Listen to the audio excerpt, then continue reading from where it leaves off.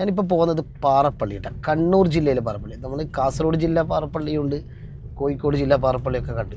ഇത് കണ്ണൂർ ജില്ലയിലെ ഒരു പാറപ്പള്ളിയാണ് കേട്ടോ. ഇതാണ് ഞാൻ പറഞ്ഞ സ്ഥലം.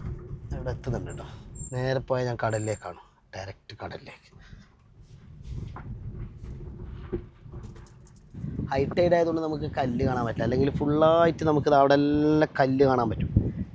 ഇതിന് ഈ നാടിന് പേര് വരാൻ കാരണം തന്നെ കണ്ട പാറൻ്റെ മുകളിൽ ഒരു പള്ളിയാണെന്നുണ്ട. ഇതന്നെയാണ് ഈ കുറച്ച് ഡേഞ്ചർ പ്ലേസാണ് ഇത്, കാരണം നല്ല ഡീപ്പുണ്ട് ഫ്രണ്ടിൽ നിന്നൊക്കെ. വൈകുന്നേര സമയങ്ങളിലൊക്കെ നല്ല ആൾക്കാർ വന്നിരിക്കുന്ന സ്ഥലമാണ് കേട്ടോ ഇത്. ഇപ്പോൾ പിന്നെ ഞാൻ കുറച്ച് നേരത്തെ എത്തിയത് കൊണ്ട് ആൾക്കാരില്ല, നമുക്ക് കാണാൻ പറ്റും. കണ്ട ഇത് കണ്ട, ജസ്റ്റ് സ്ലിപ്പായി കഴിഞ്ഞാൽ താഴേക്ക് പോകുന്നൊരു സിസ്റ്റമാണ്. നല്ല നാച്ചുറൽ കല്ലുമ്മക്കായി കഴിക്കണമെങ്കിൽ ഈ ഏരിയയിൽ തന്നെ വരണം കേട്ടോ. കാരണം ഇവിടെ എല്ലാം നമുക്കൊന്നും എടുക്കാൻ പറ്റില്ല, ഇവിടുത്തെ നാട്ടുകാരനെ മുങ്ങിയിട്ടൊക്കെ എടുക്കേണ്ടതാണ്. കാരണം ഫുൾ കല്ലാണ് ഇവിടെ, കടലിൽ കല്ലാണ്.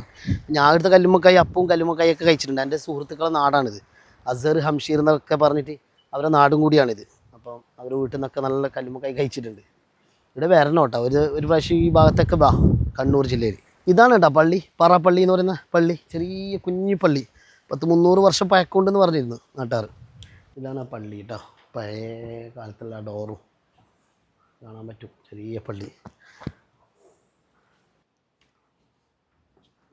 ഇവിടെ ഒരു മക്കാമും ഉണ്ട് കേട്ടോ. അവിടെ ഒരു മഹാൻ മറവട്ട് കിടക്കുന്നുണ്ട്. ഇവരുടെ ചരിത്രമൊന്നും നമുക്കറിയില്ല. ടൈം കാറ്റാണ് കേട്ടോ ഇവിടെ, നല്ല തണുത്ത കാറ്റ്, ചൂട് കാറ്റുമല്ല. അതൊക്കെ ഫുൾ പാറയാണ്. ഞാനുള്ള ഇപ്പോൾ പാറൻ്റെ മുകളിലാണ് കേട്ടോ, കാണാൻ പറ്റും നിങ്ങൾക്ക്. ഓക്കെ, ഇവിടെ സുജൂദ് ചെയ്യുന്ന സമയത്തൊക്കെ ഈ പാറയ്ക്ക് തിര അടിക്കുന്ന സൗണ്ടൊക്കെ കേൾക്കണമെന്ന് പറയുന്നു, നാട്ടുകാർ പറയുന്നുണ്ട്. പാർക്കിംഗ് സംവിധാനം ഉണ്ട് കേട്ടോ ഇവിടെ, അത്യാവശ്യം പാർക്കിംഗ് സംവിധാനം ഉണ്ട്.